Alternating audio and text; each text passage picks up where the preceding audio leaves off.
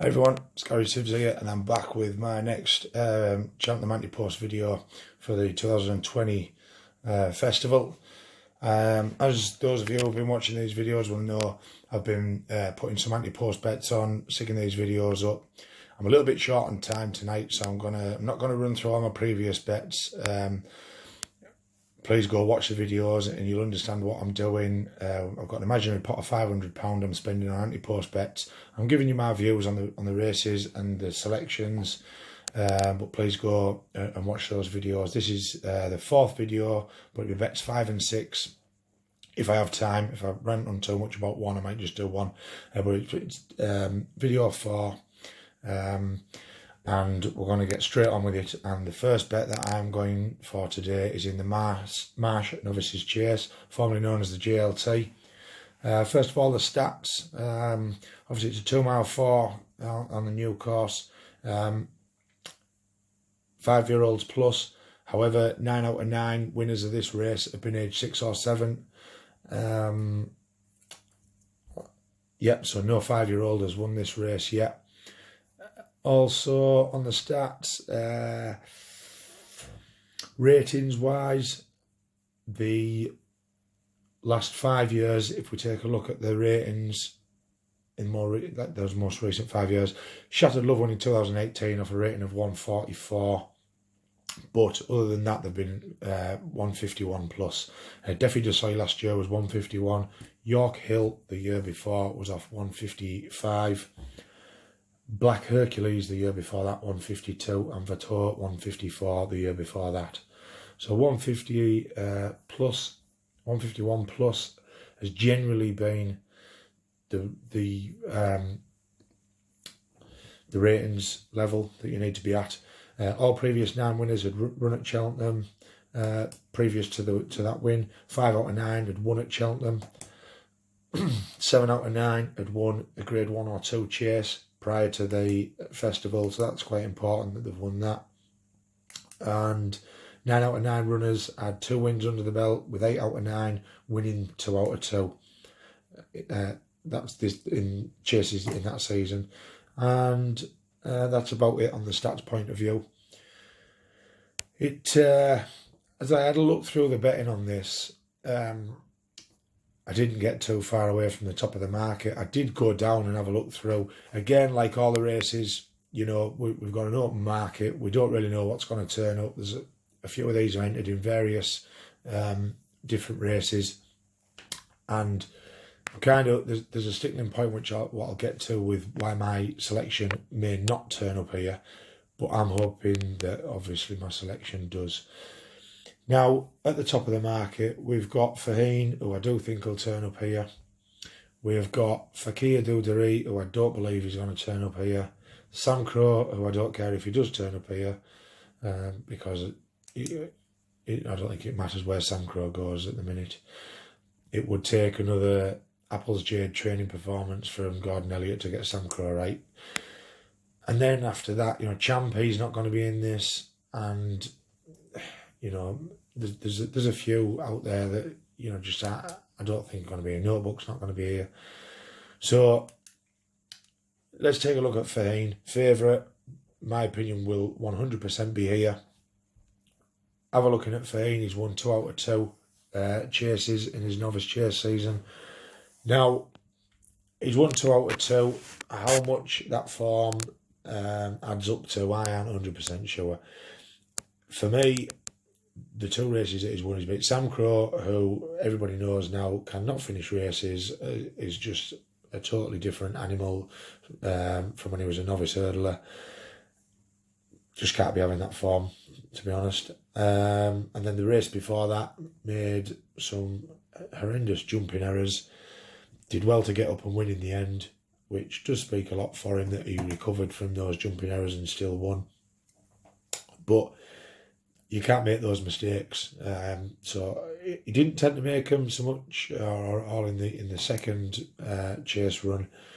But you know, he made a real bad one about halfway around. He pecked on landing about 3 or 4 from home, and then he bit of a hash on the second out. Luckily for him, he winged the last, and also had the gears to get up and win. Looking back through that race, again, I'm not so sure that the form mounts up too much. I had a look through it, and I just don't think, looking back through it, I just don't think the form mounts up to what he's going to need for this race. It's again, it's opinions. You know, I could sit here and tell you reasons why. I've told you what I think of Sam Crow. In behind that, Castlebrook, off you go. I'm not too sure they're the type of horses that he's going to need to be hammering to win a JLT or a Marsh as it now is. So I kind of narrowed it down that I was writing off Faheen and then needed to find a selection. So I was thinking, well, I'm only not going to have to go to find something at a bigger price again here. But then I found one nicely set in that I think is currently 14-1. I'm hoping will turn up here. The only reason she might not turn up here is because she is another Willie Mullins horse. Will Willie Mullins want to run Faheen against Lorena? You may think not. You may think he might try and separate them. I just don't see how he can. Unless he sends Faheen up in trip or something, I don't see how he can separate them. Neither of them are going to go back hurdling. They can't do. Lorena can't go over a shorter distance. Faheen really needs the 2.5 mile. I don't really see how he's going to be able to separate them. The fact that they're separate owners, you know, that'll help, because if it's same owners, same, then you'd have no chance.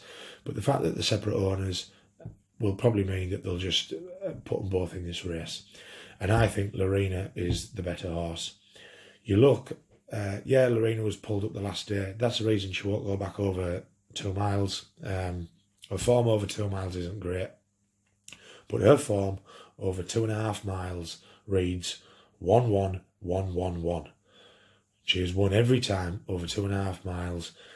She jumps brilliantly, maybe a little bit too high at times, if anything, but she jumps like a stag. She'll be getting £7 from Faheen and the field for being a mare.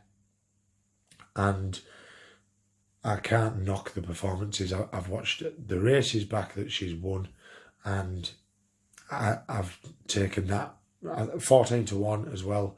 I think that'll get shorter. I think with the pulled up, she's entered in the Flowgas Novices Chase at Dublin, where she'll go. I think it's 2 mile 5. I think that race is. So I think she'll go there. I think she'll, hopefully, fingers crossed, run a really, really good race, get her confidence back from being pulled up in a race that didn't suit her at all. And I think she can sit off Faheen. Faheen obviously will take up the race if Faheen runs here. And I think she can just take the pace off and come late and win. And I think she's about the best in the race for me. So without ranting on too much, I'm a little bit short of time, but my selection is Faheen. Is Lorena, currently best priced at 14-1. And you can get that pretty much across the board. There's loads of firms doing 14s. You got William Hill, Betfair, Paddy Power, Unibet, and then you can get as low as 10s with Sky Bet. I had thought about putting the bet on non-runner no bet. Obviously, you lose a few points going non-runner no bet, which is probably why Sky Bet are 10s, Bet365 are 12s. They've just announced today they're going non-runner no bet. I'm very, very confident that Lorena will turn up here, and therefore I'm going to take the 14s, and I'm going to put £20 each way of my stakes on Lorena. So that is that bet, and we will leave that one there and move on. If I have my info with me, which I do, the second bet I'm going to put up is in the Arkle. 2 mile on the old course, 5-year-olds plus, £7 for any mares and fillies in the race. 11 out of 12 have been aged 6 or sorry, just a quick one. Going back to Lorena, she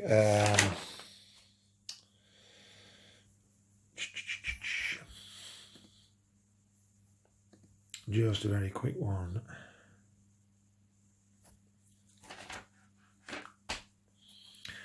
Yeah, she obviously fits the bill, is what I was going to say. She if Faheen turns up, the thing about I know all records are there to be broken, but 9 out of 9 have been 6 or 7 year old. Faheen is obviously 12, so a big stat that goes against him. It's gone against him in all his novice chases, and he's obviously still performed. But I just wanted to add that in there. Back to the Arkle, 11 out of 12 have been 6 or 7. 6 out of 12, so half the races the favourites have won, but 10 out of 12, probably the biggest one yet, have been in the top 3 of the betting. So you need to be looking at the top end on this one. 5 out of in the last 6 races, 5 have been the favourite that have won. So that's quite a key. 10 out of 12 ran and won within the last 50 days before the festival. So going into it off good forms, usually good, pretty much standard amongst most races. 3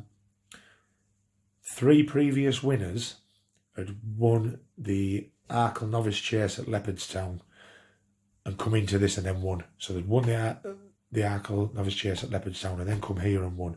So anything that wins that race tends to come in here and do quite well. And then also 2 previous winners had won the Game Spirit Chase at Newbury and come here. So 5 of the previous winners have been in those 2 races and come here. Let's have a look. What else have we got? 11 out of 12 had run at Cheltenham previously, with 6 of them winning. So 6 out of 12, 6 of the 11 that had run at Cheltenham had won. 8 out of 12 had 3 wins over this distance leading into the race. 12 out of 12 had previous chase wins to name. 10 out of 12 had won in Grade 1 or 2 company. So ratings last year, Duke to Geneva was 151 rated, which is the lowest rating winner for quite a few years. In the last 8 years, if you look at the last 8 years, we had Duke de Geneva at 151. We had Western Warhorse in 2014 was rated 135.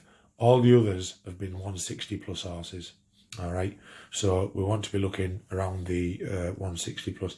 Again, it has been done where that hasn't happened, and you know, it's not out of the ordinary, but you're just looking for trends, and they are the general trends. Looking at the odds, the prices on this, we have got Notebook currently your 4-1 favourite, Fakir Dudery 13-2 in behind that, and Brewing Up a Storm at 14-1 after that. I believe they'll all turn up. Behind that we've got Cashback at 14s, Melon 14s, Bapum 16s, Felix Deji 16s, Global Citizen 16s, and so on. Again, wide open. A lot of these are entered in a couple of not only novice chases but other races, hurdles and whatever around the festival. So I had a look at those that I think will turn up. Now, I landed on 2. Been having a discussion with some lads. I'm in a bit of a horses WhatsApp group over the Notebook Fakir Dudery race. Must have watched it back 6 or 7 times now, and because I've just so you know, I've actually backed Fakir Dudery for this race back in about beginning of December, and I just, when I first saw the defeat to Notebook, I thought, I just don't see how Fakir is going to overturn that, because that day Fakir was getting a pull. I think it was a £5 pull because of his age on Notebook, which he won't get come the festival. Now, the fact that he got beat, and then also had the weight advantage that he's not going to have, you're looking at how you can turn that around. But I think he can. I don't see Notebook winning this race. I think he's a short-priced favourite for us. That I don't think it'll get any shorter, mate, a little bit, but it wouldn't surprise me if things change come the Dublin Racing Festival and the odds change. Fakir lost his irons temporarily, and I think it came at the very wrong time in the race. It was just when the pace was setting off. It was just when he needed to go. Lost his irons, took maybe 3-4 seconds before he was back fully running. and that was race done. Not only that, I don't think if he hadn't lost his irons, I still don't think he would have won. He would have just been closer. He just got rode wrong. I don't know why they did what they did with the tactics. He needs to be out in front setting the pace. He will have Notebook and others well off the bridle come the turning for home, probably. Now, that said, that's that race, the Notebook v Fakir D'Oudairies race. Another horse I really, really like in this race is Cashback. Obviously, William Mullins is 8-year-old.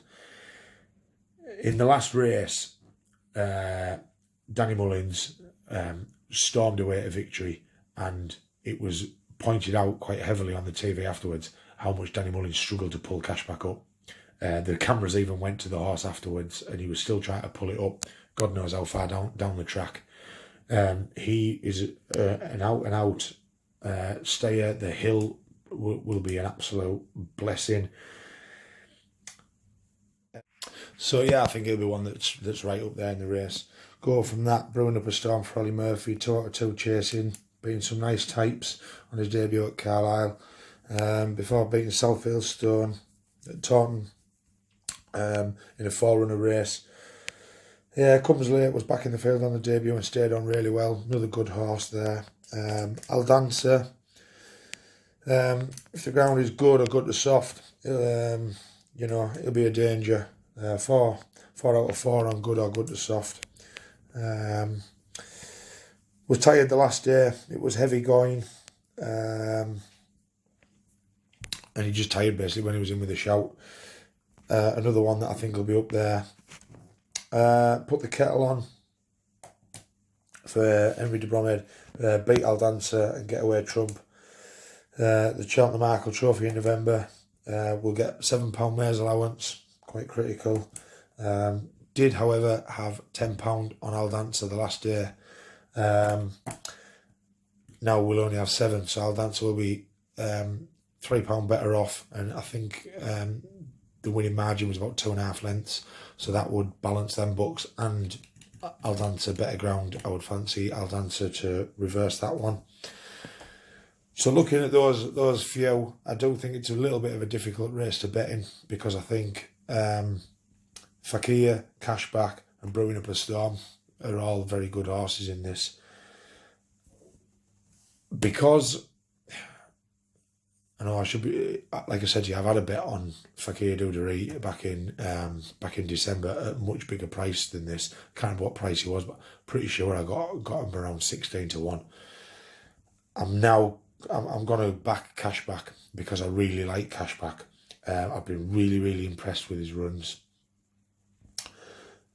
He is an 8-year-old. Like I say, 11 out of 12 have been 6 or 7-year-olds, so he does defy that a bit. But Fakir would have to do the same to win it because he's only 5. And yeah, the best price currently for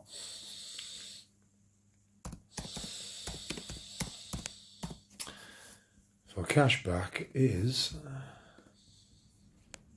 14-1. And you can get 14-1 with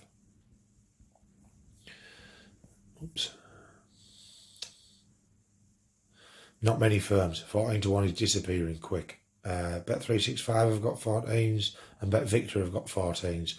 Other than that, you're looking at 12s and 10s mixed on a couple of 11s. So 10-12-1. So I'd grab your 14-1 if you're following with Bet365 or Bet Victor. And yeah, that's my second bet for these two. So today on video number 4, I think we're on. We have 2 bets, and that is in the Marsh Novices Chase, formerly the JLT, Lorena, and in the Arkle we have Cashback. I just want to point out one little thing, and that is to do with yesterday's video. Yesterday's video, I put up a treble. If I can just find it, I got something slightly wrong with the treble. The treble was Benny Didio for for the Mares Hurdle, Honeysuckle for the Champion Chase, and Min for the Ryanair. Obviously, I gave you the best odds you could get on Odds Checker. However, when it came to putting that bet on, you couldn't actually get all three of those best odds with the same bookie. So the price that I gave you that the treble would return wasn't necessarily true. The treble would return with one bookie. The best you could do was get Honeysuckle at your 10s, Benny at 7-4 instead of 2-1, and Min at 5s instead of 6s. So that £20 stake I put on would return 3,630. All right. By the way, the stake for the cashback race, not as confident as the others. So I'm going to put, I'll put £15 each way. So £30 bet. I'm going to put £15 each way on cashback at 14-1 with Bet365. Thanks for watching again. I'll be back with some more, and hopefully you're enjoying the videos. I've had some good feedback on them. Loads of new followers. Really appreciate it. So doing it for a bit of laugh, something I enjoy, and hopefully we can get some profit up by the end of the festival. Thanks very much. See you tomorrow.